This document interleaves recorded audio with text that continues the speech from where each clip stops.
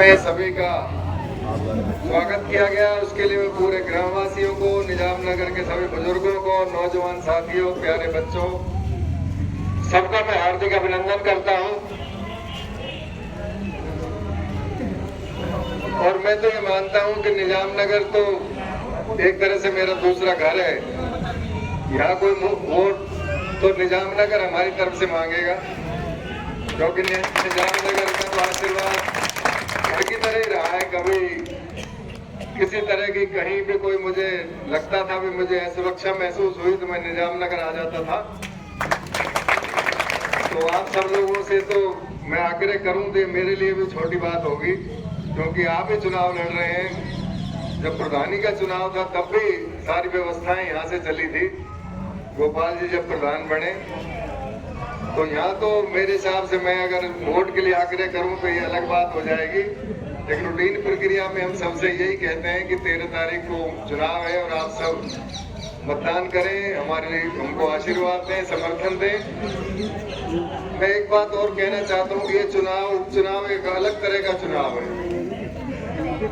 इसमें हमारे केंद्रीय मंत्री और जो यहाँ से सांसद हैं उनकी भी प्रतिष्ठा जुड़ी हुई है, वो भी इस पर लगातार नजर रखे हुए हैं, क्योंकि वो भारत सरकार में केंद्रीय मंत्री हैं और उन बड़े नेता हैं। तो आप सब लोगों के क्षेत्र के आशीर्वाद से इस बार परिस्थितियां अनुकूल हैं। हम सबको अगर सफलता मिलती है तो ये हम डबल इंजन की सरकार में शामिल हो जाएंगे, क्योंकि केंद्र में भी हमारी सरकार है, राजस्थान में भी हमारी सरकार है और रामगढ़ में भी अपना प्रतिनिधि विधानसभा पहुंचता है। आप लोगों के आशीर्वाद से तो हम विकास में सीधे भागीदार हो जाएंगे, क्योंकि पिछले जो 2 बार से हमारी सीधी भागीदारी यहाँ से नहीं बन पाई, उसका इस बार अपने को जवाब देने का अवसर मिला है, वो भी ऊपर वाले की कृपा से। क्योंकि चुनाव तो 5 साल बाद ही होना था, वो तो बीच में दिवंगत हो गए कांग्रेस के विधायक।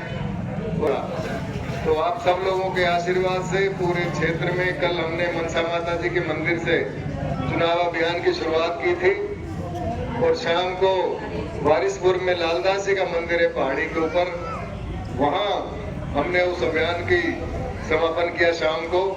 और आज सुबह फिर हमने पीपल खेड़ा से शुरू होकर पूरे इधर अपने बड़ौदा में के क्षेत्र में चलते हुए आज हम निजाम नगर अभी हम पहुंचे हैं। लेकिन जो जनता का उत्साह है उसको देखते हुए बहुत कुछ नजर आने लगा है।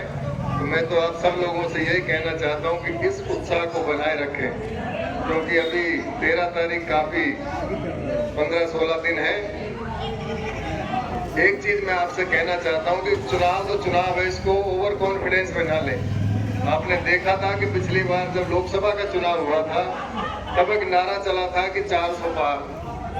उसको देखते हुए सभी लोग ये हो गए कि 400 सीटें तो आ ही रही, मैं मेहनत क्यों करूं। तो नतीजा ये हुआ कि हम बहुमत तक भी नहीं पहुंचे।